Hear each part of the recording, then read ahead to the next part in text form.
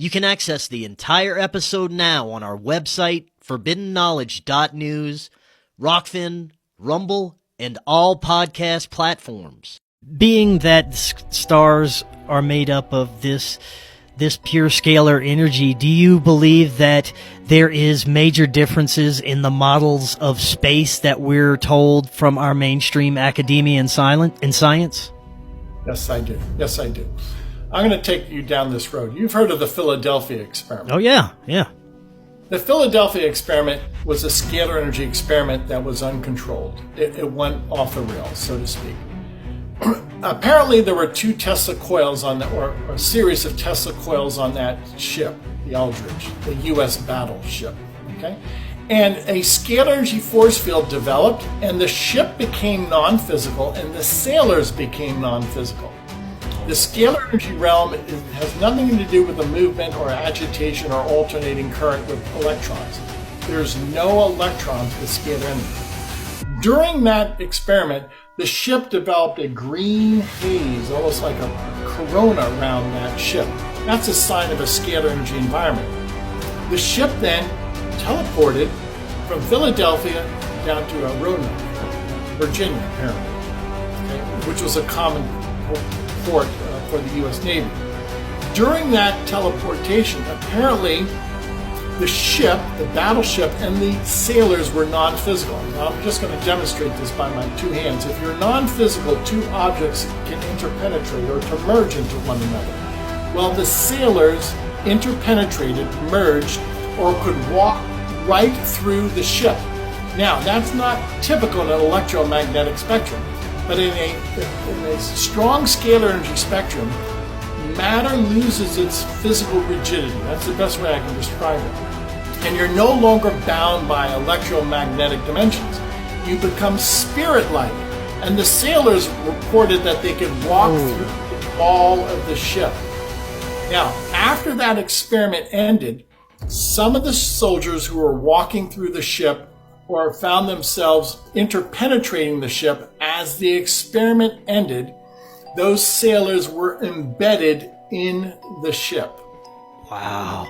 So there's a couple of things that we could jump off of here. First of all, this could be extremely dangerous if we don't understand how we're working with it, right? Correct. And apparently back when they performed that experiment, the Philadelphia experiment, they could not control this energy. Now, I don't work with that high type of energy, of that magnitude. But this now explains the Philadelphia experiment. So how can you teleport? You can easily teleport when you become non-physical, and you can transfer at the speed of thought. So apparently this ship teleported in an instant from Philadelphia down to Virginia, in an instant. And the sailors once again became non-physical or more or less spirit-like. Yeah. And they could pass through, they could interpenetrate into the hull of the ship, the steel hull of the ship. After the experiment ended, many of the soldiers were finding themselves embedded in the hull of the ship. All of that makes sense if you can explain it by way of scalar physics. It also makes me wonder how much that our military-industrial complex and these black projects have been utilizing or attempting to utilize this technology, and how far have they already gone, and to what extent have they been already doing experiments with this stuff. It's kind of terrifying.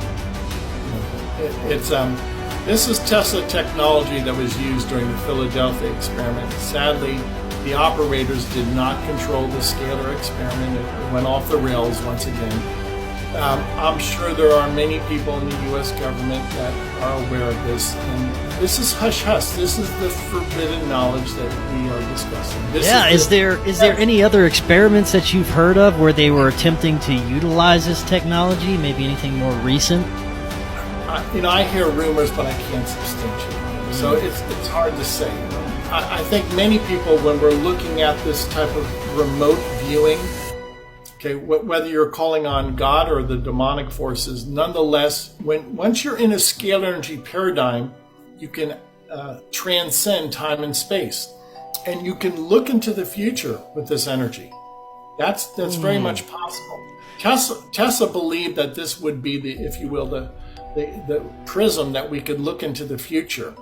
He was so advanced. He understood that he was past the time-space barrier. We transcend time and space with these type of instruments. Now, that's what I was just looking at your notes, saying that scalar energy is the cause of time, and that could lead to some major implications, possibly with how we understand time and even time travel, right? A great scientist, Nikolai Kozyrev, developed scalar energy instruments, and he was able, with the scalar energy telescope, to pinpoint the exact position of a star, not the previous position, because of the light years that it takes a star energy to travel to the Earth. Now follow me. An electromagnetic telescope shows you the previous position of a star. A scalar energy telescope shows you the exact current position of a star. And Kozyrev was able, using scalar energy technology, to pinpoint the exact position of a star and not the previous position in the universe. Do you think that if we had a better understanding of it, we would call it what we know as paranormal activity? Do you think that this has the ability to manifest as itself as manifestations like ghost spirits or even cryptids or extraterrestrials, that this consciousness can manifest into physical form at will? I'll give you my perspective. I come from a Christian background. I believe there are angels and there are demons. And angels and demons control the scalar spectrum. And in so doing, an angel or a demon can pass through physical walls, as did the sailors during the Philadelphia experiment as they passed through the steel hull of the ship in Philadelphia, Pennsylvania. So what is my point? That is the spiritual realm. Remember, my work is non-physical. I don't work with the movement of electrons. This is not AC electricity. I work with a different energy spectrum in which everything is non-physical. It's spirit. All of my work is spirit work. And this is what's so confusing to many people, including the scientific community. I'm not working with electromagnetic energy. There's no electricity or magnetism. This is the spirit of the universe, and the spirit transcends time and space, whereas electricity moves, propagates over time.